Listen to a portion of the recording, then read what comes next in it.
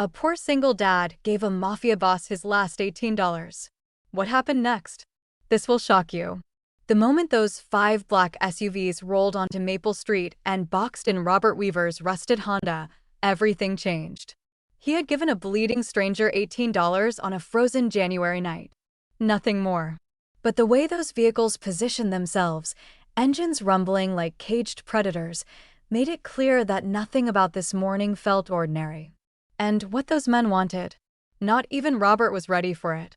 Before continuing the story, please consider giving this video a like, share it, and subscribe to the channel. Your support helps bring more stories to you. Everyone in the Riverside district knew that Robert Weaver did not ask for help. He worked double shifts. He survived on 3 hours of sleep. He stretched every dollar until it screamed. That was why his hand shook as he counted the crumpled bills under the flickering kitchen light, the total coming to exactly $18.43. 43 cents wouldn't buy anything. But $18? That was Lily's fever medicine.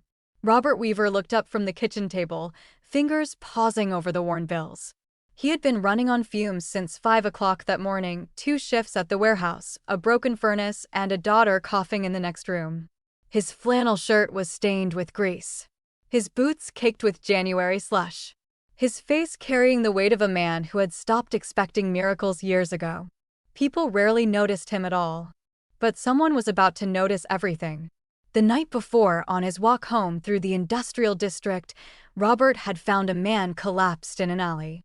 Blood spreading across expensive fabric. Eyes desperate and fading. The stranger had grabbed Robert's wrist with surprising strength and gasped one word, "Help." Robert had a choice. Keep the $18 for Lily's prescription, or give this dying man a chance to escape whatever hell was chasing him. He chose mercy. Now, as dawn broke cold and unforgiving over his neighborhood, 5 black SUVs were pulling up to his house. Men in dark suits stepping out. And Robert realized that his small act of selflessness had just collided with a world that didn't believe in mercy at all. The leader, the same man from the alley, now standing tall in a tailored coat, locked eyes with Robert through the window. Bruno Marino had come to settle his debt. And Robert's life would never be ordinary again. The rain came down in sheets that night, turning Maple Street into a river of cold misery. Robert Weaver pulled his thin jacket tighter and quickened his pace, his worn sneakers splashing through puddles he couldn't see in the dark. The warehouse shift had run 2 hours late, no overtime pay, of course, and now it was past midnight. His body ached in places he'd stopped naming years ago. The $18 in his front pocket felt heavier than it should. He'd counted it 3 times during his break, spreading the crumpled bills on the break room table like they were treasure. 14 for Lily's fever medicine. For bread and eggs that might last them through the weekend. That was the plan. That was always the plan, stretch every dollar until it screamed. Lily had been burning up when he'd left for work. Mrs. Chin from upstairs had promised to check on her, but Robert knew the old woman had her own troubles. His daughter's flushed cheeks and glassy eyes haunted him through every box he'd lifted, every pallet he'd moved. 7 years old, and already she'd learned not to complain, to smile when he asked if she felt better. That smile broke his heart more than tears ever could. The alley between Morrison and 5th wasn't on his usual route home, but the rain had driven him to seek any shortcut, any shelter. That's when he heard it, a low groan, barely audible over the drumming rain. Robert stopped, water streaming down his face, and listened. There. Again. Coming from behind the dumpster. Every instinct told him to keep walking. This neighborhood after dark wasn't kind to good Samaritans. Mind your business, get home, lock the door. But the sound came again, weaker this time, and Robert found his feet moving toward it before his brain could object. The man was crumpled against the brick wall, one hand pressed against his side where dark blood seeped between his fingers. Even in the dim light from a distant street lamp, Robert could see the expensive cut of the man's coat, now ruined and mud-stained. His face was pale, jaw clenched against pain, but his eyes, when they found Robert's, were sharp and calculating despite his condition. "Please," the man whispered. His voice carried an accent Robert couldn't place, refined somehow even in desperation. "I need I need to get somewhere safe. Robert knelt beside him, rain pouring off his shoulders. The wound looked bad. Professional bad, if Robert had to guess. The kind made by someone who knew what they were doing. You need a hospital. I'll call no. The man's hand shot out, gripping Robert's wrist with surprising strength. No hospitals. No police. Please. His eyes held something Robert recognized, the look of a hunted animal, cornered and afraid. Just help me get to a phone. Somewhere dry. I can pay you. I have money. I don't see any money on you right now, Robert said quietly, assessing the situation. The man's pockets had been turned out. Whatever he'd carried was gone. Looks like somebody already took it. The stranger's face contorted, whether from pain or frustration, Robert couldn't tell. My people. If I can just contact my people, they'll come. I'll make it worth your help. I promise you that. Robert sat back on his heels, rain plastering his hair to his forehead. The smart thing would be to walk away. This man was clearly involved in something dangerous, something that had ended with him bleeding in an alley. Getting involved would be stupid. Reckless. Everything Robert couldn't afford to be, not with Lily depending on him. But then the man coughed, and blood flecked his lips, and Robert saw his daughter's face in his mind. Saw her fever-bright eyes, her small body shivering under their threadbare blanket. What if it were him in this alley? What if it were Lily, years from now, finding someone who needed help? What kind of man did he want to be? What kind of father? There's a payphone, Robert heard himself say. 2 blocks from here, outside the bodega on Fletcher. It's usually working. I can't make it that far. The man's breathing was becoming labored. Not without help. Robert looked down at his hands, at the calluses and scars from years of hard labor. He thought about the $18 in his pocket. The fever medicine. Lily's small voice asking when she'd feel better. He thought about walking past this dying man to go home and watch his daughter suffer through another night of fever because he'd chosen to save a stranger instead. The decision felt like falling. The bodega owner, Miguel, he knows me, Robert said slowly. I can call someone for you. Give you enough for a cab to wherever you need to go. His hand moved to his pocket, fingers closing around the bills. But this is all I have. You understand? This is it. The stranger's eyes widened slightly. In the darkness, Robert couldn't read the expression that crossed his face. You'd give me your last money? For a stranger. I'd give it to someone who needs it more than I do right now, Robert said, and even as the words left his mouth, he wondered if they were true. Did this man need it more than Lily needed her medicine? But he was here now, bleeding. And Lily had Mrs. Chin checking on her. They'd manage one more night. They always managed. He pulled out the $18 and pressed it into the man's hand. Come on. Let's get you up. It took nearly 20 minutes to half carry, half drag the stranger to Fletcher Street. The man was heavier than he looked, and twice Robert thought they'd both go down. But they made it. Robert deposited the stranger on the bench outside the bodega, protected from the rain by the metal awning, and used the payphone to dial the number the man gasped out. The voice that answered was curt, professional. Robert relayed the location and hung up. They're coming, he told the stranger, who nodded weakly. You should be safe now. Your name, the man said as Robert turned to leave. Tell me your name. Robert hesitated. Does it matter? It matters to me. Robert Weaver. The man's eyes held his for a long moment. Bruno Marino. And I won't forget this, Robert Weaver. I promise you that. Robert nodded and walked back into the rain, his pocket empty, his heart heavy. The whole way home, he tried to figure out how to explain to Lily why they'd have to wait another day for her medicine. He never imagined that by morning, everything would change. Robert woke to the sound of engines. Not the usual rattling delivery trucks or backfiring sedans that normally disturbed the morning quiet of Maple Street, but something deeper, smoother. The kind of engines that purred with expensive precision. He sat up on the sagging couch where he'd fallen asleep after checking Lily's temperature for the dozenth time. The fever had broken sometime near dawn, thank God, though her small body still radiated more heat than it should. He'd managed to bring it down with cool compresses and the half bottle of children's aspirin they had left. Not ideal, but it had worked. It had to work. The engines cut off, one after another. 5 distinct silences. Robert moved to the window and pulled back the faded curtain. His breath caught. 5 black SUVs sat in a perfect line along the curb, sleek and gleaming despite the gray morning light. They looked like they'd driven straight out of a movie, completely out of place on a street where most cars wore their rust like badges of honor. His own Honda, parked in the cracked driveway, looked like a child's toy next to them. Across the street, Mrs. Patterson's curtains twitched. 2 doors down, old Mr. Kozlov had stepped out onto his porch, coffee mug frozen halfway to his lips. Robert could feel the neighborhood holding its breath, waiting. The rear door of the middle SUV opened. Bruno Marino stepped out, and Robert barely recognized him. Gone was the bleeding, desperate man from the alley. This Bruno wore a charcoal suit that probably cost more than Robert made in 6 months, perfectly tailored despite the bandaging Robert knew must be underneath. His dark hair was swept back, his jaw clean-shaven, and, even from this distance, Robert could see the calculating intelligence in his eyes. He moved with the careful precision of someone still healing, but refusing to show weakness. Men emerged from the other vehicles. 8 of them, all wearing dark suits, all moving with the same controlled purpose. They weren't soldiers exactly, but they carried themselves like men accustomed to violence. 2 of them scanned the street with practiced efficiency while the others formed a loose perimeter around Bruno.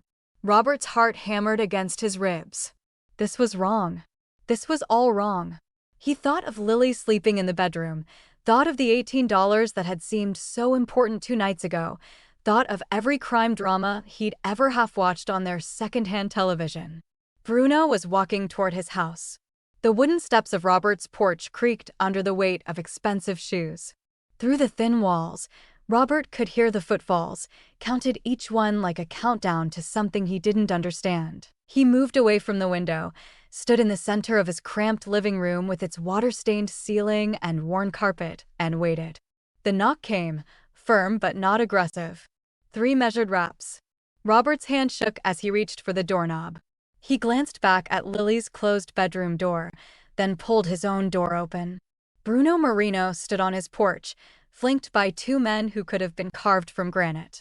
Up close, Robert could see the lines of pain around Bruno's eyes, the careful way he held his left side.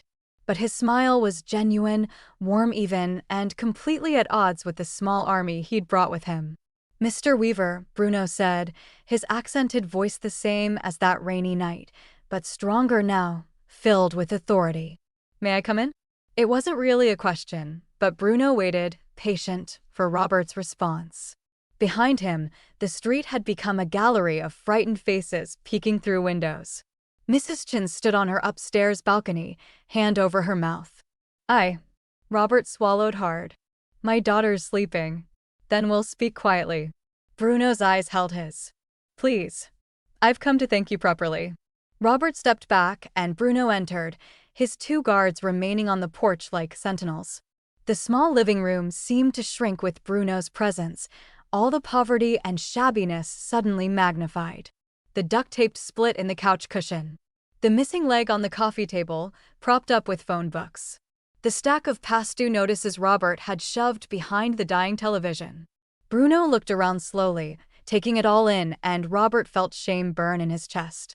This man lived in a different world, one where SUVs came in fleets and suits cost fortunes. What must he think, seeing how Robert lived? "You gave me $18, Bruno said finally, turning to face him. "Your last $18. For a stranger bleeding in an alley. You needed help." Robert's voice came out rougher than he intended. "Look, if you want the money back, no." Bruno held up a hand, and Robert fell silent. "You misunderstand. I don't want the money back, Mr. Weaver. I want to understand the man who would give everything he had to save someone he'd never met." He took a step closer, and Robert forced himself not to retreat. "Do you know who I am?" "Bruno Marino." "That's what you told me. And that name means nothing to you?" Something flickered across Bruno's face, surprise, maybe, or respect. "You truly had no idea. Should I have?" Bruno smiled, but it didn't reach his eyes. "Most people in this city know my name. Know my family's name. Know enough to walk the other way when they see a man like me bleeding in an alley." He paused, studying Robert's face. But you didn't walk away. You sacrificed your daughter's medicine. For me. Robert's jaw tightened. How do you know about? I make it my business to know about the people who help me, Mr. Weaver. Just as I make it my business to help those people in return. Bruno reached into his jacket and Robert tensed, but what emerged was a simple business card. I'm a businessman. I have resources, connections, opportunities. And I pay my debts. I don't want anything from you. The words came out before Robert could stop them. I helped because it was right, not for a reward. I know. Bruno's voice softened. That's exactly why I'm here. Men like you, men with principles, with loyalty, with courage, they're rare. Valuable. He held out the card. I'm offering you a chance, Mr. Weaver. A chance for something better than this. His gesture encompassed the shabby room, the life Robert had been struggling to maintain. For you. For your daughter. Robert stared at the card but didn't take it. I don't do anything illegal. I'm not asking you to. Bruno's smile was patient. I'm asking you to let me help your family.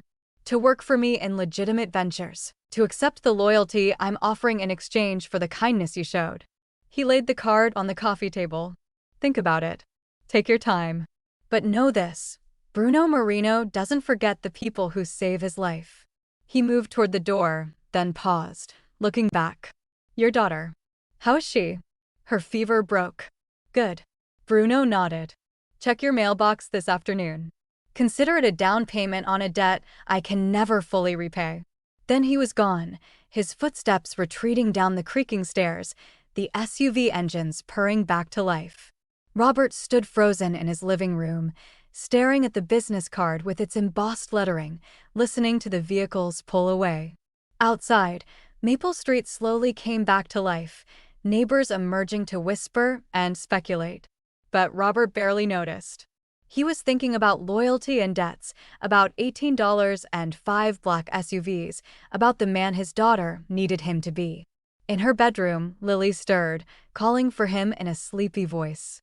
Robert pocketed the card and went to her, his mind already racing with possibilities he'd never dared imagine before. The envelope in Robert's mailbox had contained a check for $10,000 and a note in elegant handwriting for Lily's medicine and whatever else she needs. Robert had stared at it for 20 minutes, hands trembling, before finally calling the number on Bruno's card. That was 3 days ago.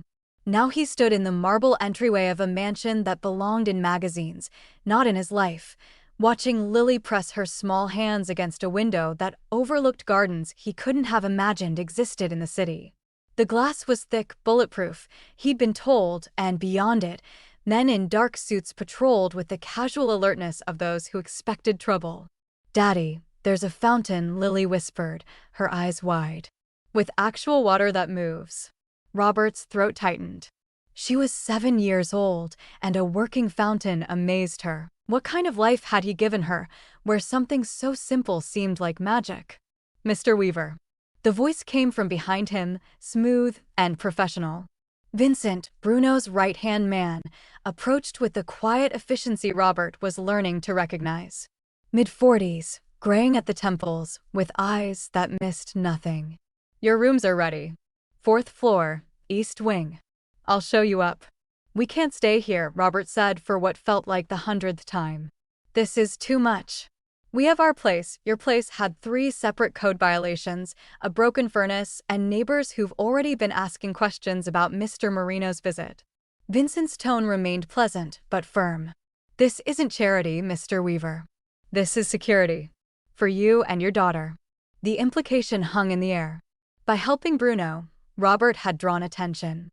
The kind of attention that made broken furnaces the least of his worries. Lily tugged on his sleeve. "Can we see our room?" Robert looked down at his daughter's hopeful face, at the color that had finally returned to her cheeks after 3 days of proper meals and warm beds, and felt his resistance crumble. "Yeah, sweetheart. Let's go see." The 4th floor was accessed by an elevator that required a key card. Vincent handed one to Robert with a knowing look. "Your floor. Yours and Mr. Marino's family. No one else comes up without clearance." The doors opened onto a hallway that gleamed with polished hardwood and subtle lighting. Vincent led them past several doors to a suite at the end. When he pushed it open, Robert stopped breathing. The living area was larger than his entire apartment had been. Cream-colored furniture arranged around a fireplace that actually worked. Windows, more bulletproof glass, overlooking the city. A kitchen with appliances that looked like they'd never been used. And through an archway, he could see 2 bedrooms, each bigger than the room Lily had slept in her entire life. "This is ours." Lily's voice was tiny, disbelieving. Temporarily, Robert managed. "For as long as you need it," Vincent corrected. "Mr. Marino will join you for dinner at 7. Until then, make yourselves comfortable. There are clothes in the closets, your sizes, and anything you need. Just pick up any phone and dial 0. He moved toward the door, then paused. "The guards outside aren't there to keep you in, Mr. Weaver. They're there to keep everyone else out. You're free to go anywhere in the house and grounds." After Vincent left, Robert walked through the suite in a daze. Everything was perfect, expensive, foreign. The bathroom had heated floors. Heated floors.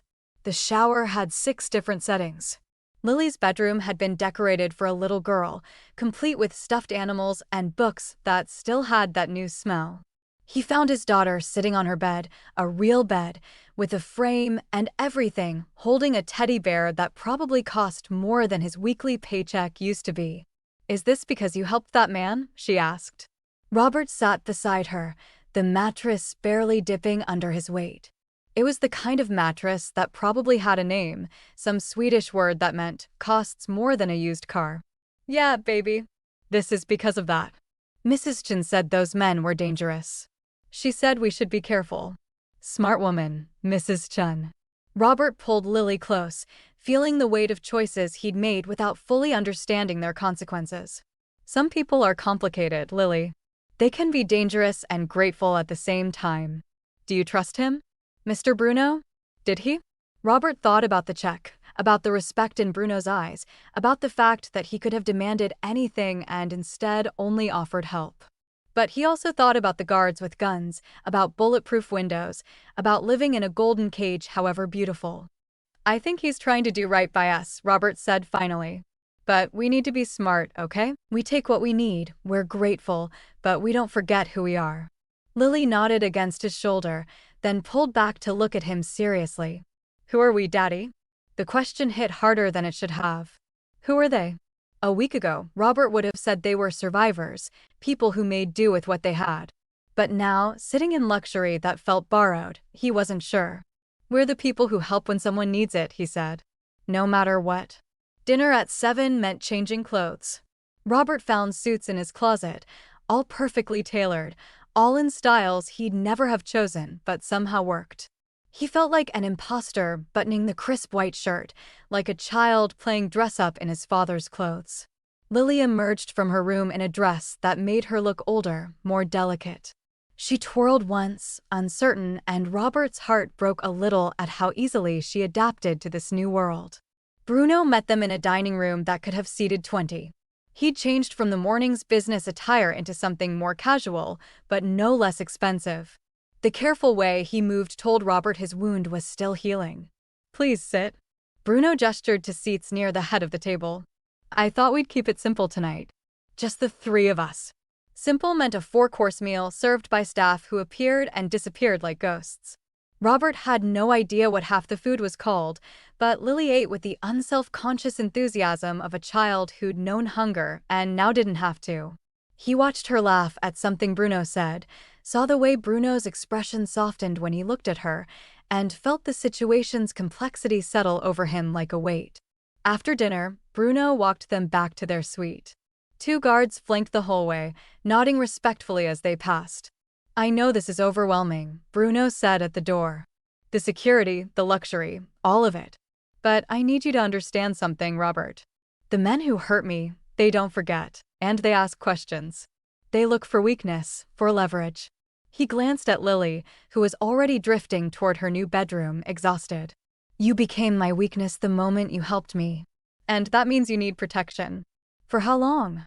Bruno's smile was tired. "Until the threat passes. Or until you're no longer just a bystander." He placed a hand on Robert's shoulder. Get some rest. Tomorrow, we talk about the future." After he left, Robert stood in the quiet luxury of the suite, listening to Lily hum softly in her room. Through the window, he could see the guards patrolling below, shadows moving through the gardens with purpose. He'd given $18 to save a life. Now he was living in a mansion with armed guards outside his door. Robert wondered, not for the first time, if he'd made a terrible mistake. Or if this was exactly where he was meant to be. Tomorrow would bring answers. Tonight, he just hoped they'd be the right ones. What would you do in Robert's position? Embrace the safety and luxury, or leave to protect your independence? Drop your thoughts in the comments below. Robert found Bruno in the study the next morning, a room lined with books that looked actually read rather than decorative. The older man sat behind a mahogany desk, reading glasses perched on his nose, reviewing documents with the focused intensity of someone who built empires on details.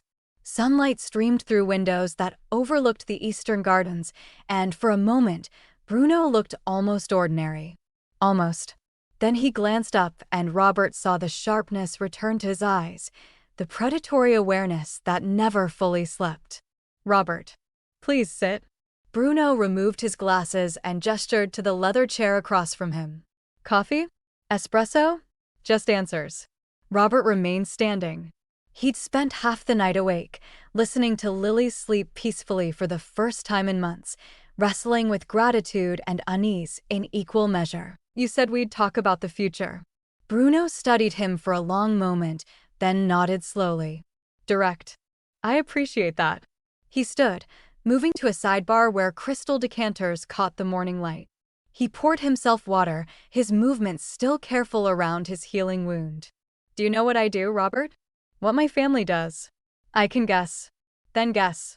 Robert met his eyes. "You're connected. Organized crime, probably.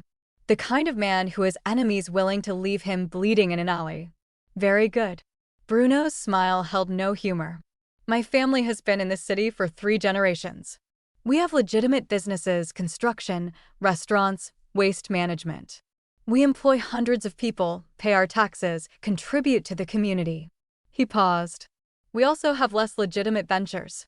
Protection, import-export arrangements that bypass certain regulations, financial services for people who can't use traditional banks."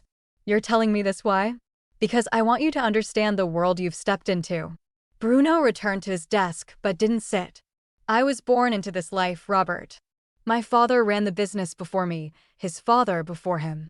I've known since I was 12 years old that loyalty was currency and betrayal was death.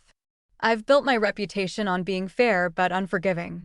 People respect me because I keep my word, and they fear me because I punish those who break theirs." Robert said nothing, waiting.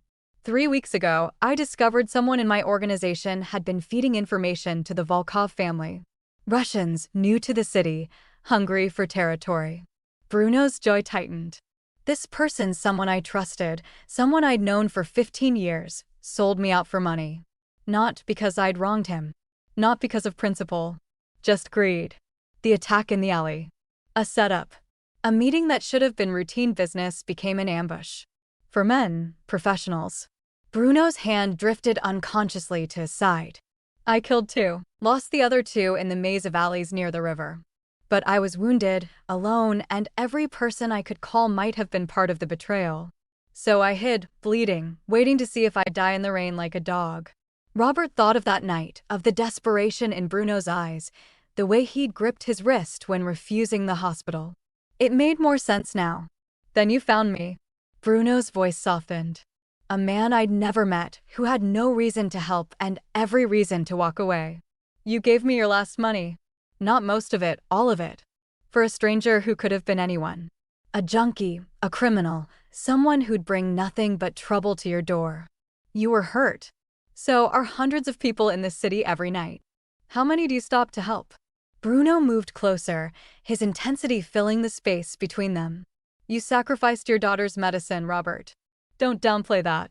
You chose a stranger's life over your child's comfort. Do you understand how rare that is? How extraordinary?" Robert shifted uncomfortably. "Anyone would have no." The word cut through the air like a blade. "They wouldn't. In my world, People help because they want something. Money, favors, leverage for later. In your world, the world of ordinary people just trying to survive, they help even less because they can't afford to. They have their own problems, their own families to protect. Bruno's eyes held his. But you helped anyway. For nothing. Expecting nothing. I told you, I don't want a reward. This isn't about what you want. Bruno's voice rose, then he caught himself, breathing carefully. When he spoke again, his tone was controlled but fierce. This is about what I need, Robert. Do you understand? I've spent my entire life in a world where everyone has an angle, where loyalty is bought and sold, where trust is a weakness that gets you killed. I have money, power, resources beyond measure. But I don't have people I can truly trust. He moved to the window, looking out at the guards patrolling below. After the attack, I had my entire organization investigated. Do you know what I found? 5 people on the payroll passing information to my enemies. 5. Men I'd enriched, whose families I'd protected, who owed me everything. They sold me out for money they didn't even need. Robert heard the pain beneath the anger, the betrayal that cut deeper than any knife wound. Then there's you. Bruno turned back, and Robert saw something vulnerable in his expression. A man with nothing who gave everything. A man who helped because it was right, not because it was profitable. In 47 years, Robert, you're the first person I've met who operated on pure principle. No angle, no agenda. Just human decency. So this is about easing your conscience? No. Bruno's smile was sad. This is about hope. Hope that there are still good people in the world. That not everything is transactional. That loyalty can exist without price tags. He returned to his desk, pulled out a folder, and placed it in front of Robert. I'm not helping you because I feel guilty. I'm helping you because you're proof that the world isn't entirely corrupt. And I need that reminder. Robert opened the folder. Inside were job offers, all legitimate, property management positions in Bruno's real estate company, with salaries that made his warehouse work look like volunteer service. Benefits. College funds for Lily. A future that didn't involve choosing between heat and food. I don't need another enforcer or criminal, Bruno said quietly.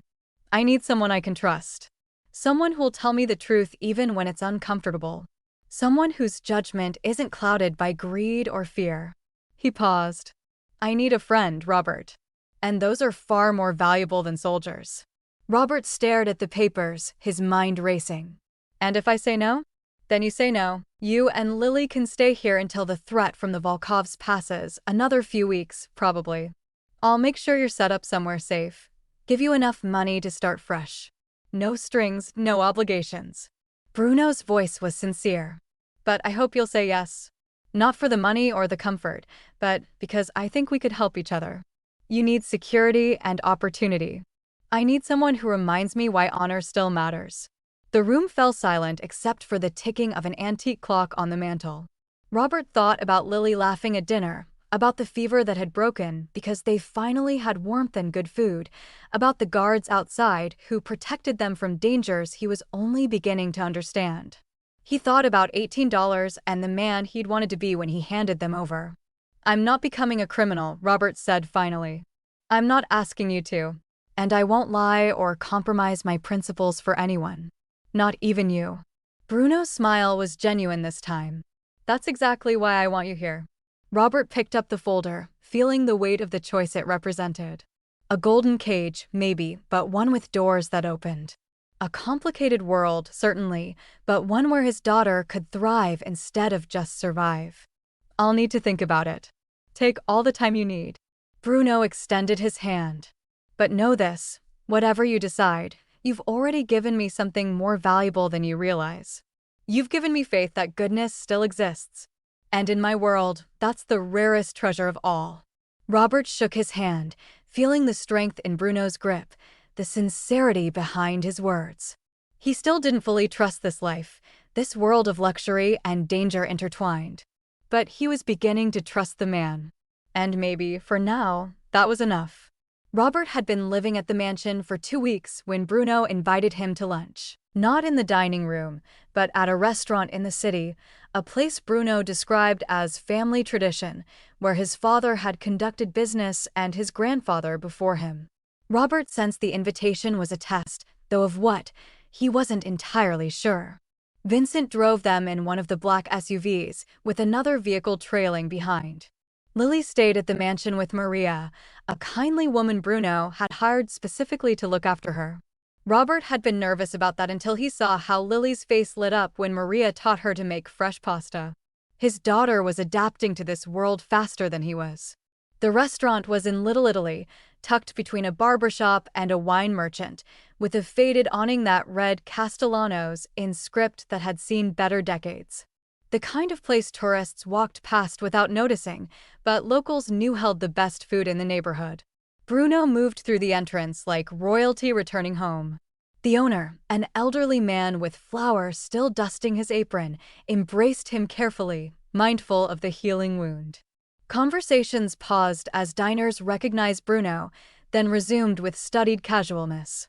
Everyone knew who he was. Everyone pretended they didn't. They were seated at a corner table with a view of the street. Robert noticed it wasn't just preference, the position offered clear sightlines to both entrances and the kitchen. Bruno's back was to the wall, Vincent positioned himself nearby, and the second SUV's occupants remained outside, watching. "My father proposed to my mother at this table," Bruno said as menus arrived. 49 years ago. She said yes before he finished asking. His smile carried genuine warmth. "The food here is better than anything my chef makes, but don't tell him I said that." Robert tried to relax, but every instinct told him to stay alert. The other diners seemed normal enough, an elderly couple sharing wine, a business lunch at the next table, a young woman typing on a laptop. But there was a tension in the air he couldn't name, a feeling like static before lightning. The food came in waves. Bruschetta that tasted like summer, pasta that made Robert understand why people wrote poetry about Italian cooking, feel so tender it barely needed a knife. Bruno ate slowly, savoring each bite, talking about his family's history in the neighborhood. Robert found himself listening, caught up in stories of immigration and struggle, of building something from nothing. "My grandfather arrived with $8 in his pocket," Bruno was saying. "Not so different from what you gave me, when you think about it. He worked construction, saved every penny, bought his first building when Robert's attention snapped to the window. A delivery bike had pulled up across the street, bright yellow with a food service logo. Nothing unusual about that, the neighborhood was full of delivery bikes. But something was wrong. The rider wasn't checking an address or looking at a phone. He was staring at the restaurant, at their table, and his right hand was reaching into the insulated delivery bag in a way that had nothing to do with food. "Get down." Robert lunged across the table, grabbing Bruno's shoulder and pulling him sideways just as the window exploded. Glass rained down as gunfire erupted. The controlled bursts of an automatic weapon, professional and precise. Robert hit the floor hard, covering his head, hearing screams and the sharp crack of return fire from Vincent and the guards outside. The world condensed into noise and terror and the metallic taste of adrenaline. Then silence, broken only by car alarms and sobbing. Robert lifted his head. The window was gone, the table overturned, and Bruno lay beside him, eyes wide but unharmed. Vincent was already moving, gun drawn, shouting into a radio. Outside, one of the guards stood over the delivery bike. Now lying on its side, the rider sprawled motionless on the pavement. "You saw him." Bruno's voice was hoarse, before he drew. "How?" Robert's hands were shaking. "The bike. It was too clean." "What?" Delivery bikes are covered in grime, scratches from being locked up everywhere, stickers from different restaurants.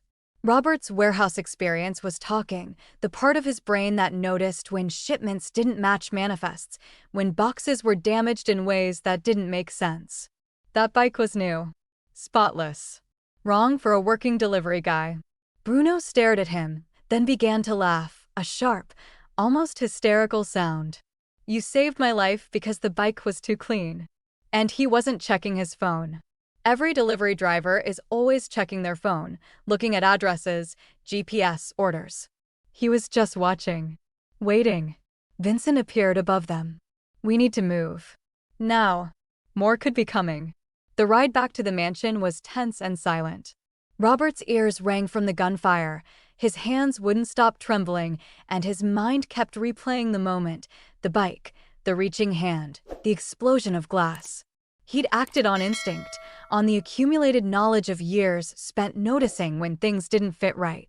He'd saved Bruno's life. Again. At the mansion, Bruno led him to the study and poured 2 glasses of something amber and expensive.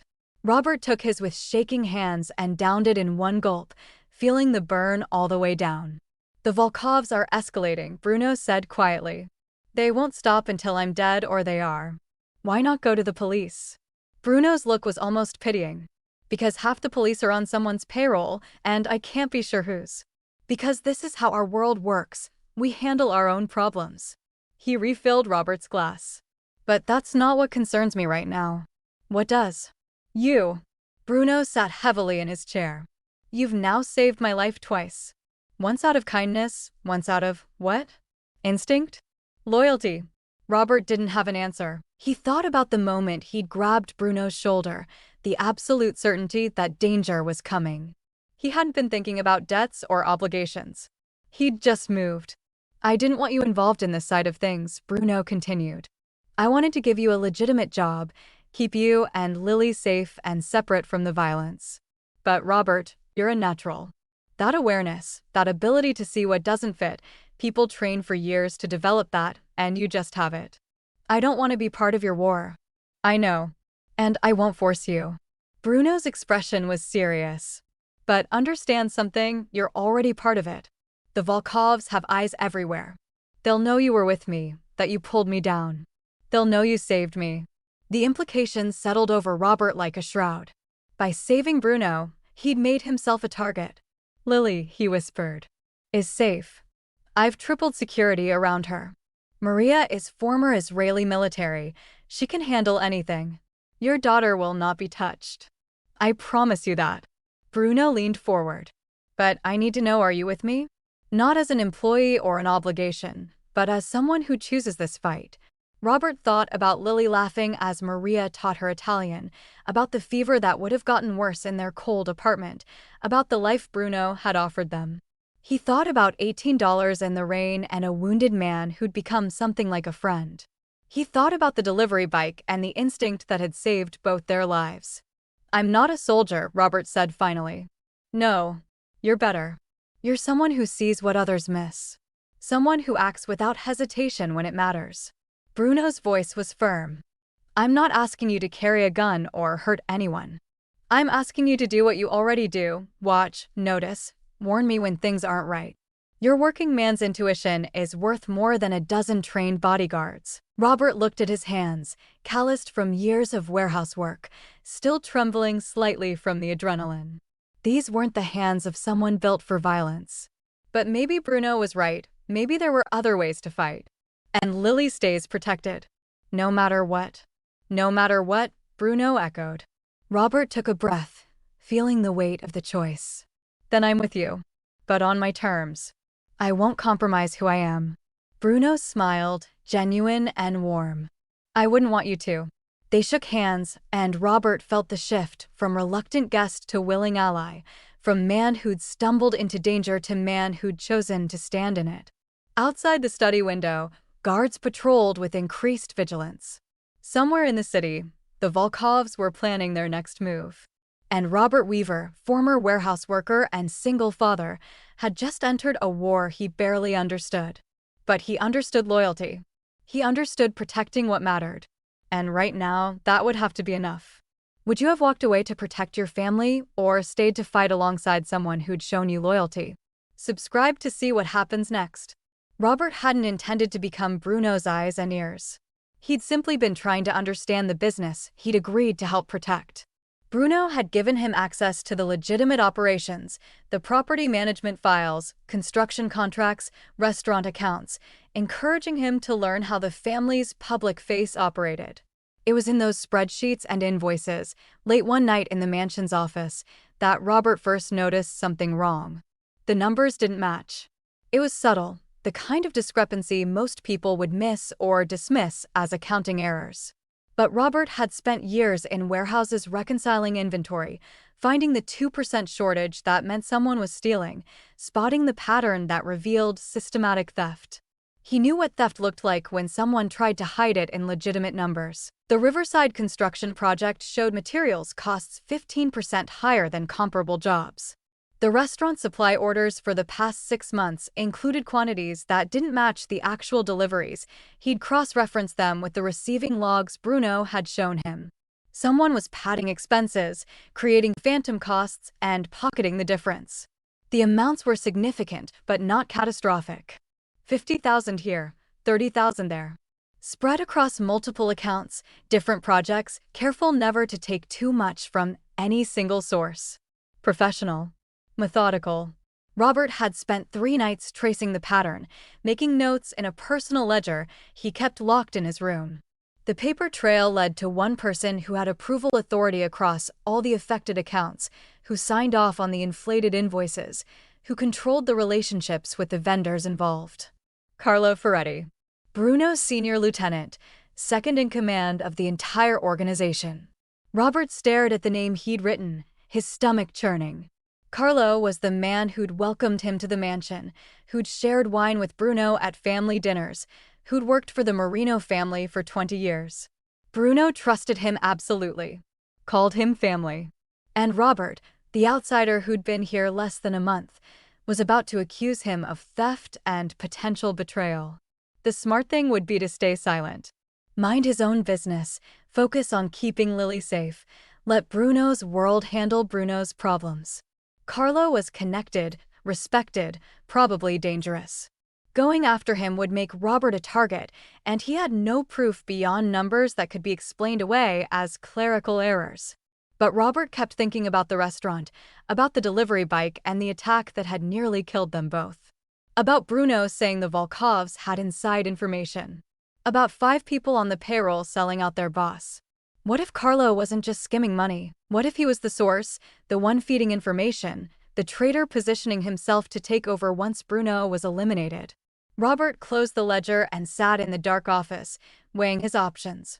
Tell Bruno and risk being wrong, risk Carlo turning the accusation around, risk looking like a paranoid outsider trying to eliminate competition. Stay silent and potentially watch Bruno walk into another ambush, this time set up by someone he trusted completely. Lily's face flashed in his mind. If he accused Carlo and was wrong, the consequences would fall on her too. But if he said nothing and Bruno died, the protection keeping her safe would vanish. There was no safe choice. Only the choice between different kinds of danger. Robert made his decision. The next morning, he found Bruno alone in the garden, inspecting roses with the careful attention he gave everything that mattered. The older man looked up as Robert approached, his expression shifting to concern at whatever he saw in Robert's face. "Something's wrong," Bruno said immediately. "I need to tell you something. But I need you to hear me out completely before you react." Bruno's eyes sharpened, but he nodded. "Go on." Robert pulled out the ledger. "I've been reviewing the accounts you gave me access to, learning the business like you suggested." His mouth was dry. "I found discrepancies. Inflated costs, phantom expenses, systematic skimming across multiple projects." "How much?" "Maybe 300,000 over the past 6 months. Possibly more going back further." Bruno's jaw tightened, but his voice remained controlled. "And you've traced this to someone?" This was it. The moment Robert either proved his value or destroyed his credibility. "Carlo." The silence that followed felt like falling. Bruno's expression went carefully blank, the way it did when he was controlling powerful emotions. In the distance, a guard coughed. A bird sang. The world continued while Robert waited to see if he'd just made a fatal mistake. "Show me," Bruno said finally. They spent 2 hours in the study, Robert walking Bruno through every entry, every pattern, every connection he'd found. Bruno asked sharp questions, challenged assumptions, played devil's advocate with the precision of someone who'd built an empire on not trusting blindly. But he listened. Really listened. This could be explained as vendor fraud, Bruno said when Robert finished. Carlo could be the victim here, not the perpetrator. Good vendors padding costs without his knowledge. Except the vendors are all new, Robert countered. Introduced in the past year. All recommended by Carlo, all replacing longer-term relationships. He flipped to another page. And look at this, the old vendors, the ones Carlo replaced, their costs were consistent, fair, verifiable. The new ones are where all the inflation appears. Bruno studied the numbers, his face unreadable. Why come to me? You could have ignored this, stayed out of internal politics. Because the Volkovs knew about the meeting at the restaurant. They knew where you'd be when you'd be there. Robert met his eyes. Someone's feeding them information. And the money Carlo's skimming, if it is him, that's not retirement savings. That's operational funding. The kind you'd need if you were planning something big. Like a coup. Like a coup, Robert agreed quietly. Bruno walked to the window, his back to Robert, silent for a long moment.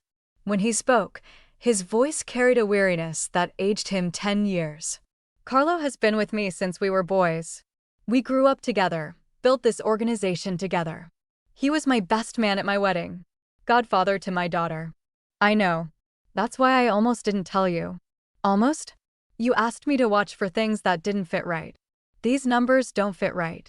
And I'd rather be wrong and look foolish than stay silent and watch you die. Bruno turned back and Robert saw something dangerous in his eyes. Not anger at Robert, but the cold calculation of a man who'd survived in a brutal world by making hard choices. If you're right, Carlo dies. You understand that? Robert's stomach turned, but he nodded. If I'm right, he's already tried to kill you. And if you're wrong, I've destroyed a lifelong friendship based on an outsider's suspicions. Then I'm wrong. And you can throw me out. But at least you'll have looked. Bruno studied him for what felt like an eternity. Then he picked up the phone on his desk and dialed. Vincent. I need you to bring me the original invoices for the Riverside project. All of them. And don't mention this to anyone. Especially not Carlo. He hung up and looked at Robert. We verify. Quietly. We check vendors, cross-reference deliveries, talk to site managers. If there's a pattern, we'll find it. And then I deal with it. Bruno's voice was granite. My way. Over the next 3 days, Robert barely slept. Bruno had him working with Vincent, two people Bruno trusted absolutely, verifying every detail. They spoke to vendors who confirmed inflated quotes Carlo had approved. Found delivery drivers who'd hauled half the materials shown on invoices. Discovered bank accounts and shell company names that traced back to people in Carlo's network. The evidence mounted, undeniable and damning. Robert was in his room when Bruno summoned him on the 4th night. He found the older man in the study with Vincent and 2 other men he recognized as enforcers, the kind who handled problems that couldn't be solved with spreadsheets. You were right, Bruno said without preamble. His face was haggard, the face of a man who'd just had his heart broken. Carlo's been skimming for 18 months. The shell companies, the vendors, all of it checks out. And we found communications encrypted, but we cracked them. He's been talking to the Volkovs, feeding them information in exchange for a cut of my territory once I'm gone. Robert felt no satisfaction in being right, only a deep sadness for what Bruno was losing. He's downstairs, Bruno continued.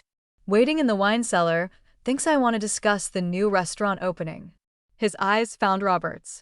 You should know, this is the part where my world gets dark. Where I do things that can't be undone. You don't need to be here for this. What happens to him? He answers questions. Then he disappears. That's how this works. Robert thought about Carlo's easy smile at dinner, about the 20 years of friendship being erased by greed and betrayal. He thought about Lily sleeping upstairs, safe, because Robert had chosen to speak up instead of staying silent. I should go check on Lily, Robert said quietly. Bruno nodded, understanding. Robert, what you did, bringing this to me, took courage. You risked everything on a hunch, knowing I might not believe you. Knowing Carlo could retaliate if you were wrong. He paused. You've proven yourself. Not just as someone with good instincts, but as someone with the strength to do what's right even when it's terrifying. I just followed the numbers. No, you followed your conscience. There's a difference. Bruno's smile was sad. Go. Be with your daughter. Let me handle the darkness. Robert left the study, hearing the heavy door close behind him. As he climbed the stairs to the 4th floor, he heard nothing from below, no shouts, no violence. Just silence. But he knew what was happening in that silence, knew the price of betrayal in Bruno's world. He found Lily asleep, peaceful and safe, and sat beside her bed in the dark. He'd made his choice. Stepped fully into Bruno's world, proven his loyalty by exposing a traitor. There was no going back now. Somewhere below, a man who'd been like family was facing justice. And Robert Weaver, the man who'd given his last $18 to help a stranger, had just helped sentence someone to death. The weight of that would stay with him forever. But Lily slept safely, and Bruno would live to see another morning. For now, that had to be enough. Robert had insisted on normalcy for Lily. Despite Bruno's concerns, despite Vincent's security protocols, despite every reasonable argument against it, Robert had pushed for his daughter to attend school. Not tutors in the mansion, not private lessons in isolation, but a real school with other children. She'd already lost so much: her old life, her friends, any sense of ordinary childhood. He wouldn't let her lose this too. Bruno had reluctantly agreed, but only with conditions. An exclusive private academy with controlled access. Armed guards posing as drivers. Maria accompanying her as a nanny. Metal detectors and background-checked staff. Every precaution money and influence could buy. It hadn't been enough. Robert was reviewing property reports in the mansion's office when his phone rang. Maria's number. He answered, expecting to hear about Lily's day, maybe a request to pick up art supplies or a book she needed. Instead, he heard sobbing. "Robert, I'm so sorry. I'm so sorry." Maria's voice was broken, hysterical. They took her. They took Lily. There were 4 of them, professionals. They hit us at the pickup zone. Shot the driver, knocked me out. When I woke up, she was gone. The world stopped. Robert's vision narrowed to a single point, his breath trapped in his chest. The phone felt impossibly heavy in his hand. When? His voice didn't sound like his own. 20 minutes ago. I called you first. Robert, I tried to stop them. I tried. Where's Bruno? Meeting across town. I called him too. He's on his way back. Robert ended the call and ran. Down the stairs, through the marble halls, past startled staff who called after him. He found Vincent in the security office, already coordinating response, multiple screens showing traffic cameras and street views. "We're tracking every vehicle that left the area," Vincent said, his professional calm barely masking fury. "We'll find her, Robert. We have resources." "Who took her?" Robert's hands gripped the desk edge hard enough to hurt. Was it the Volkovs? "We're not sure yet. Could be them, could be someone else seeing an opportunity." After Carlo, Vincent stopped, recognizing the look on Robert's face. "Robert, we need to be smart about this. Let us handle, tell me who. Right now." Vincent's jaw tightened, then he pulled up a grainy traffic camera image. A black panel van, no plates visible, turning onto the highway. This left the school 2 minutes after the attack. "We're running facial recognition on the shooters from the academy's security footage." Robert stared at the screen, memorizing every detail. The van model, the dent in the rear panel, the tinted windows. His daughter was in there, terrified, calling for him. And he was standing in a mansion looking at screens while she got further away. "Show me what you have on the Volkovs," he said quietly. "Everything. Locations, associates, properties. All of it. That information is classified, Robert." "Bruno doesn't share." Robert turned to face him, and whatever Vincent saw made him step back. "My daughter is gone. You can show me, or I'll find it myself. Your choice." Vincent hesitated, then began pulling up files. Addresses, businesses, known associates of the Volkov organization. Safe houses, front companies, a network spanning the Eastern District. Robert absorbed it all with the focused intensity of a man who'd found his purpose. Bruno arrived 30 minutes later, bursting through the security office door with controlled fury. What do we know? Vincent briefed him, the attack, the van, the ongoing search. Bruno listened, his face carved from stone, then turned to Robert. We'll get her back. I have people everywhere, contacts in the police, eyes on every Volkov property. We'll negotiate if we have to, pay whatever they ask. They're not calling to negotiate, Robert interrupted. This isn't about money. Then what? It's about you. Carlo talked before he died, didn't he? Told the Volkovs everything, the mansion security, your routines, your vulnerabilities. They know they can't get to you directly anymore. Robert's voice was hollow. So they took the thing you'd move heaven and earth to protect. The proof that you care about something more than power. Bruno's expression confirmed it. They want to draw me out. And they will. You'll go after her because that's who you are. You'll walk into whatever trap they've set because loyalty means everything to you. Robert moved toward the door. But they're not expecting me. What are you talking about? Robert looked back at the man who'd become his friend, his benefactor, the closest thing to family he'd had in years. They know Bruno Marino. They know your resources, your people, your methods. They're prepared for the Mafia Boss who'll bring an army. His hands were steady now, his mind crystallizing into cold clarity. They're not prepared for a desperate father who has nothing to lose. Robert, you can't. She's my daughter, Bruno. Mine. You've given me everything, safety, opportunity, a future. But this. He shook his head. This is my fight. Let me fight it my way. Bruno studied him, and Robert saw the war playing out behind his eyes. The desire to take control, to use his power and influence, to handle this like he handled every threat. But also understanding, the recognition of a father's determination. Tell me your plan, Bruno said finally. I don't have one. Just a starting point. Robert turned to Vincent. The Volkovs have a shipping warehouse on the docks, right? That address you showed me, the one flagged as their main distribution center. Yes, but it's heavily guarded. Attacking it would be suicide. I'm not attacking. I'm asking questions. Robert's voice carried an edge no one had heard before. And I'm very motivated to get answers. Bruno grabbed his arm. They'll kill you. Maybe. But they won't see me coming. I'm nobody, remember? Just a poor single dad who got lucky. Not a soldier, not a threat. Robert pulled free gently. That's my advantage. I'm the piece that doesn't fit their game board. You need backup. Weapons. A team. I need a car and an address. Everything else is just more targets for them to see coming. The room fell silent. Vincent looked to Bruno, waiting for orders. Bruno stared at Robert, and something passed between them, understanding, respect, the acknowledgement that sometimes love required more courage than firepower. Vincent, give him what he needs, Bruno said quietly. And Robert? You're not nobody. Not anymore. You're family. And we protect family.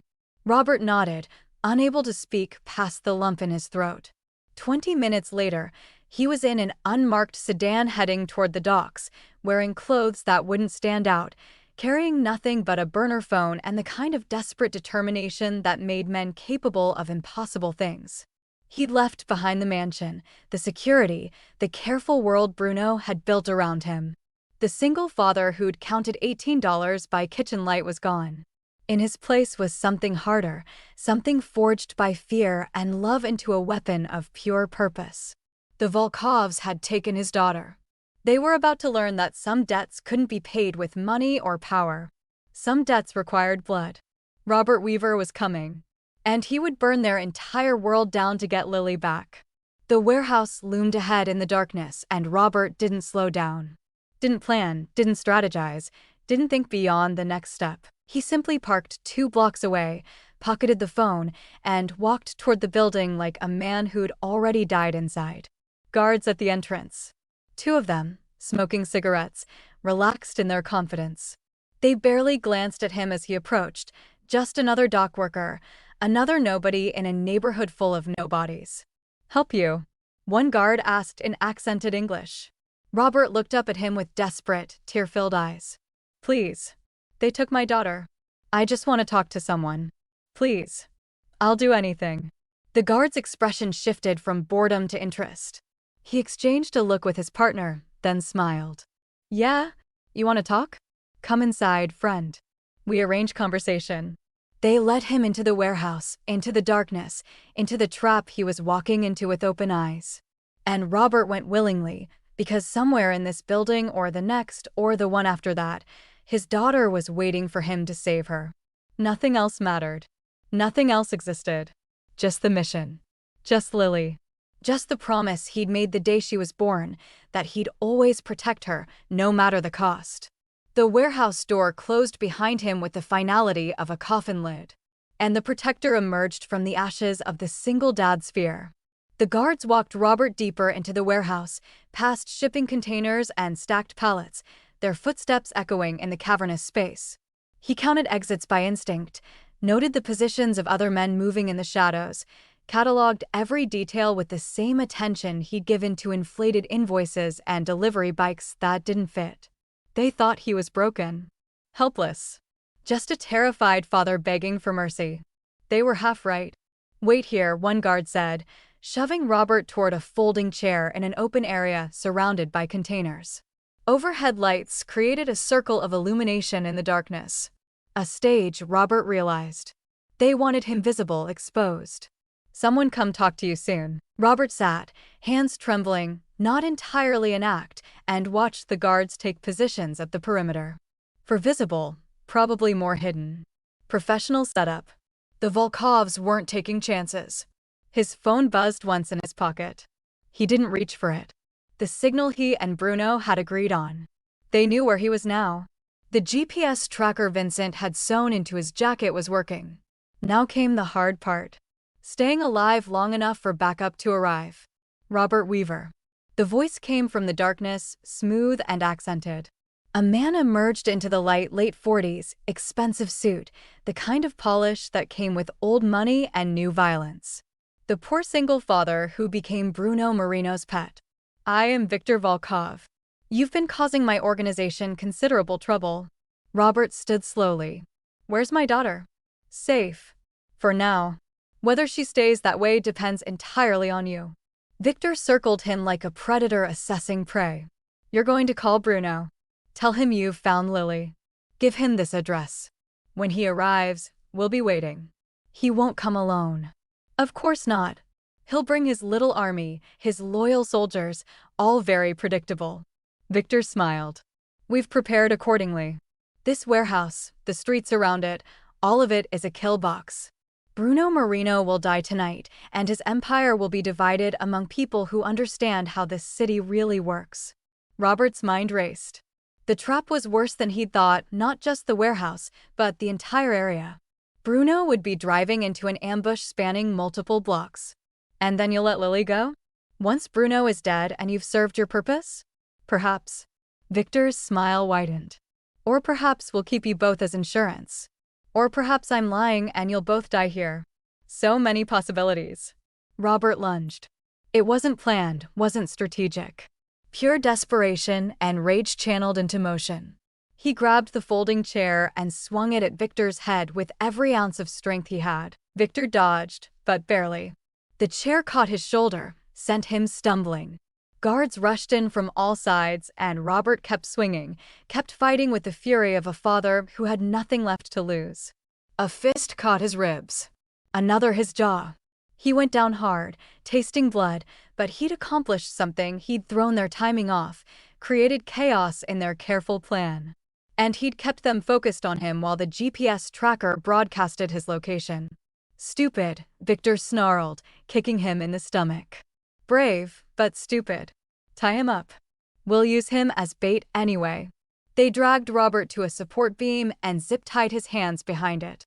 Blood ran from his split lip, and his ribs screamed with every breath. But he'd bought time. Minutes, maybe. Enough for Bruno to. The warehouse lights exploded. Not went out, exploded, bulbs shattering from suppressed gunfire as the entire building plunged into darkness. Shouts erupted, guards scrambling for positions. Muzzle flashes lit the darkness like lightning. Bruno hadn't walked into the trap. He'd sprung it on his own terms. Contact left, someone screamed in Russian. Gunfire answered, the sharp crack of rifle rounds and the deeper boom of shotguns. The Volkovs had numbers, but Bruno had brought professionals, men who'd trained for exactly this kind of fight. Robert worked at the zip tie, twisting his wrists, feeling the plastic cut into his skin. In the strobing darkness, he saw figures moving with tactical precision, watched the Volkov guards fall back toward defensive positions. Then someone was beside him, cutting the ties with a quick slice. Vincent's face appeared in the muzzle flash. "Can you move?" "Lily, she's here somewhere." "They have her." "We know." Bruno's team is clearing the back sections. Vincent pressed a gun into Robert's hand. "Stay close to me." They moved through the chaos, Vincent leading with the confidence of a man who'd done this before. Bodies on the ground, Robert didn't look too closely at whether they were moving. The warehouse had become a maze of containers and death, every shadow potentially hiding friend or enemy. A figure emerged from behind a container, gun rising. Robert fired without thinking, the recoil shocking his unpracticed hands. The figure dropped, and Robert's stomach turned, but he kept moving. "Lily." Everything else could wait. They found Bruno pinned down behind a forklift, exchanging fire with 3 guards who'd taken position on a catwalk above. The angle was impossible. Bruno couldn't get a clean shot without exposing himself. "There," Robert pointed to a container stack. "If we can get up there, we'll have the high ground on them." Vincent assessed it. "Risky. They'll see us climbing. Not if Bruno keeps them suppressed." Robert was already moving. The warehouse skills he developed over years of inventory work suddenly mattered. He knew how containers stacked, where the handholds were, how to climb quickly and quietly. He scaled the stack with Vincent behind him, muscle memory taking over. At the top, they had a perfect view of the catwalk. The 3 guards were focused on Bruno below, unaware of the threat above and behind them. "Drop your weapons," Vincent shouted. 2 of the guards spun, and Vincent fired with mechanical precision. They fell. The 3rd raised his hands, gun clattering to the metal grating. Bruno emerged from cover, breathing hard. His eyes found Robert's across the warehouse floor, and something passed between them: recognition, respect, the bond of men who'd fought together and survived. But there was no time for gratitude. "Lily," Robert called down. "Where is she?" The captured guard pointed toward the back with a shaking hand. "Office. 2nd floor. Victor has her." Robert was moving before the words fully registered, climbing down with reckless speed. Bruno and Vincent flanked him as they navigated through the warehouse toward the office section. The fighting had died down. Most of the Volkov guards were dead or surrendered, Bruno's team securing the building with ruthless efficiency. The office door was locked. Robert didn't hesitate. He stepped back and kicked it with all the fury and fear of the past hours. The frame splintered, and the door crashed open. Victor stood in the center of the room, one arm wrapped around Lily's small body, a gun pressed to her temple. Robert's daughter was crying, her face streaked with tears, but alive. Alive. "One step closer and she dies," Victor said calmly. Robert froze, the gun in his hand suddenly worthless. Behind him, he felt Bruno and Vincent stop as well. The room held its breath. "Let her go," Robert said, his voice surprisingly steady. "This is between you and Bruno. She's innocent. No one is innocent." Victor's smile was cold. "But I'm a businessman. I can negotiate. Bruno, you walk out of here, leave your empire, disappear. In exchange, the girl lives." Bruno stepped forward slowly, hands visible. "You know I can't do that, Victor. My organization would tear itself apart. The chaos would destroy everything, your operations included. Then we're at an impasse." Robert saw it in slow motion, Victor's finger tightening on the trigger, the calculation in his eyes that he had nothing left to lose. In that instant, Robert understood that talking wouldn't work. Negotiation wouldn't work. Victor was going to kill Lily because he could, because it was the last power he had. So Robert threw his gun. Not at Victor, he wasn't a good enough shot for that. He threw it at the window behind Victor's head. The glass exploded and Victor flinched, just for a second, just enough. Bruno fired. The shot took Victor in the shoulder, spinning him away from Lily. Robert was already moving, diving across the room, grabbing his daughter and rolling behind a desk as more gunfire erupted. When silence fell, Victor was on the ground, bleeding but alive, Bruno standing over him with cold finality.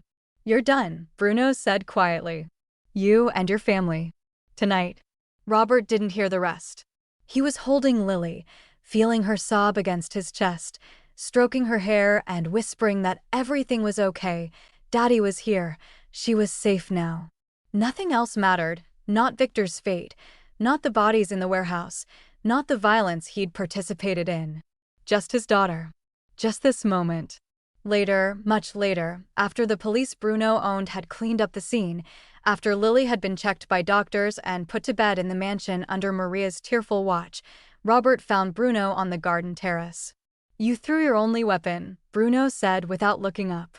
That was either brilliantly tactical or completely insane. Little of both. Robert's hands were still shaking. "I couldn't let him hurt her. You created the opening I needed. In that moment, you trusted me to make the shot." Bruno finally turned to face him. Do you know how rare that is?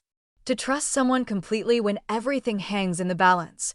Robert thought about it, the split-second decision, the absolute certainty that Bruno would know what to do, would be fast enough, accurate enough. "You would have done the same for me." "Yes. And that's why we won tonight." Bruno placed a hand on his shoulder.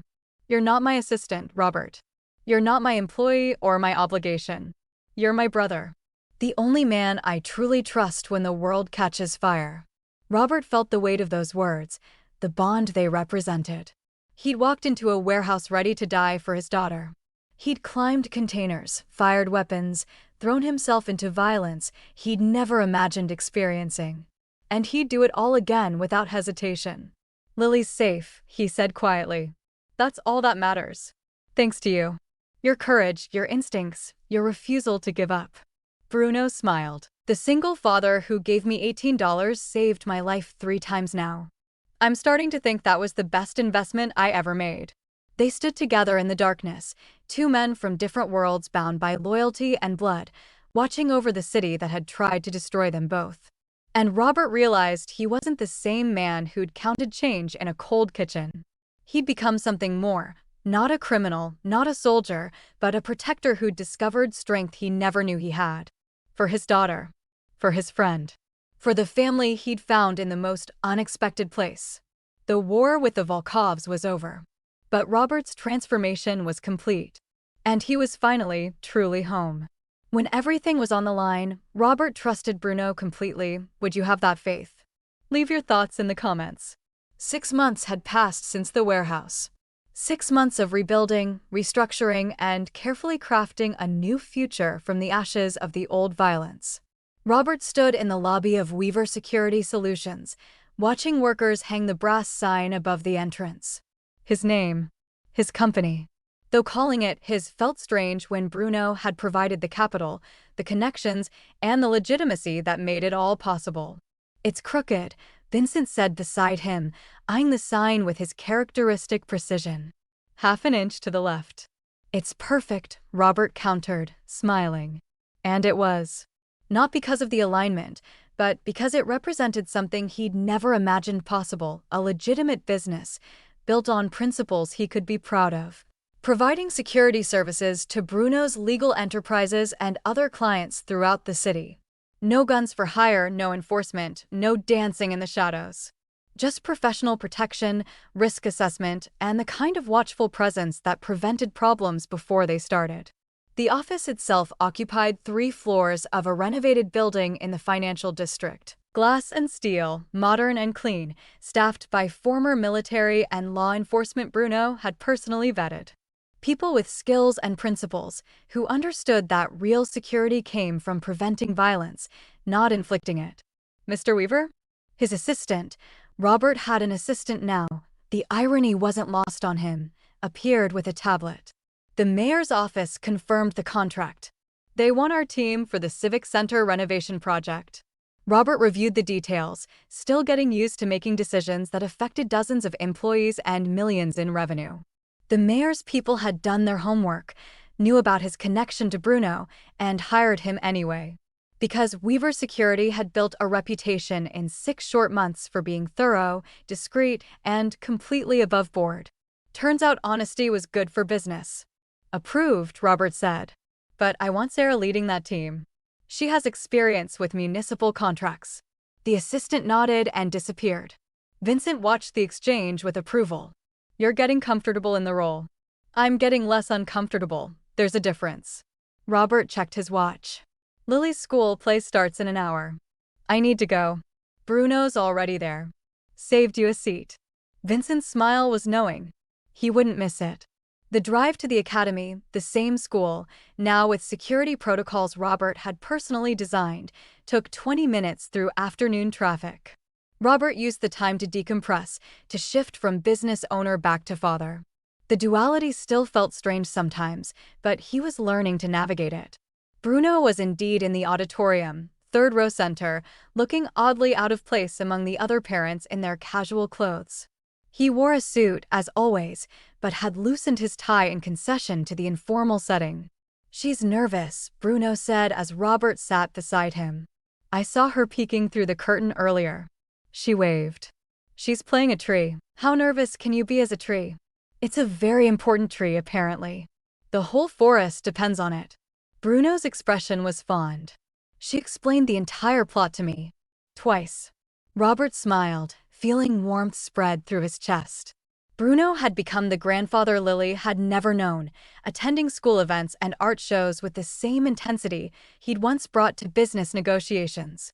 The transformation had been mutual. Lily had softened Bruno's edges, reminded him of family and innocence in a world that often held neither.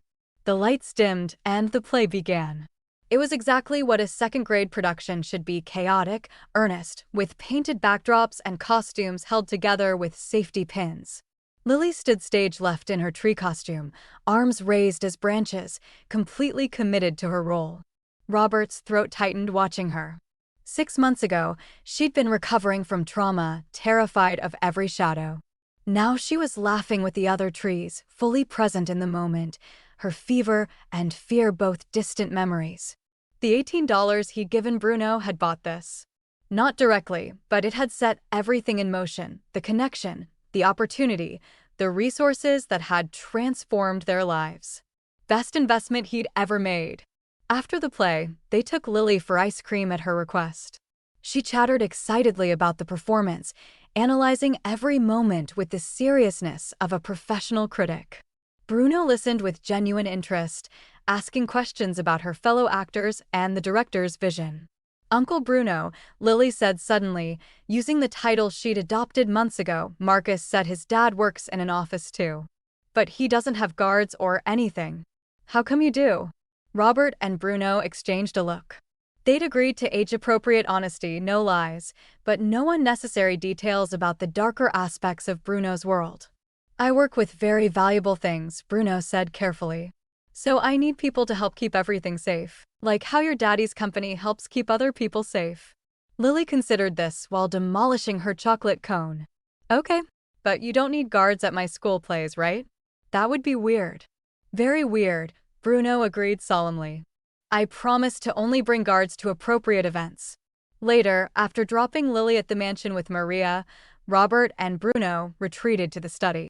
The room had become their sanctuary, the place where they made decisions and shared the quiet understanding that came from walking through fire together. The Volkov territories are stable, Bruno reported, pouring them both scotch. Antonio has done well managing the transition. No major conflicts, revenue is up 12%. After Victor's death, Bruno had absorbed the Volkov operations, but he'd been strategic about it, delegating management, reducing the criminal elements, slowly transforming everything into legitimate businesses. It was a long game, one that would take years, but Bruno had patience now. Purpose beyond just power. And the commission? Robert asked. The city's organized families had been watching Bruno's evolution with interest and suspicion. They're cautiously supportive. My shift toward legitimacy makes everyone's life easier. Less attention from federal prosecutors, more sustainable revenue streams. Bruno swirled his drink. Though some of the old guard think I've gone soft. Have you? Bruno's smile was sharp. I've gotten selective. There's a difference. I still handle threats, still protect what's mine. I've just realized that building something lasting matters more than controlling everything. Robert understood.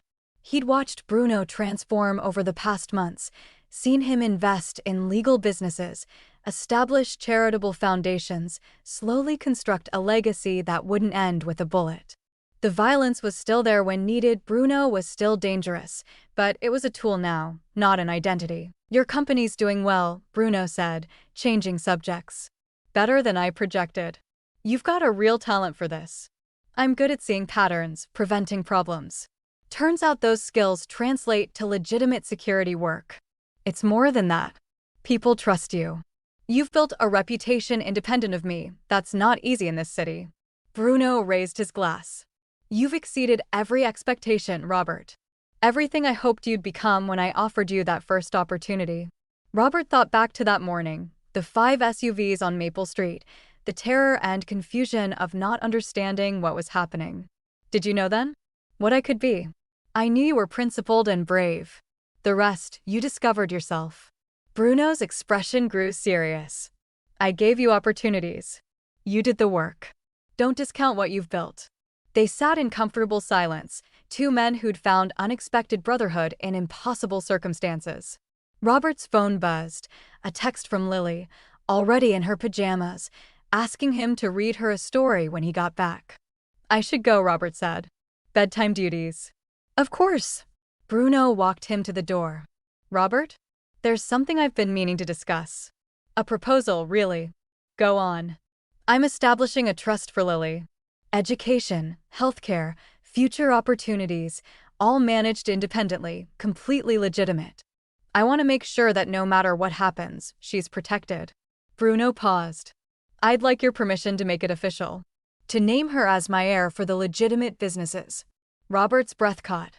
Bruno, it's what I want. I have no children of my own. My legacy will be what I build now in these years. And I wanted to go to someone who represents the best parts of what I've become, not the worst of what I was. His eyes held Robert's.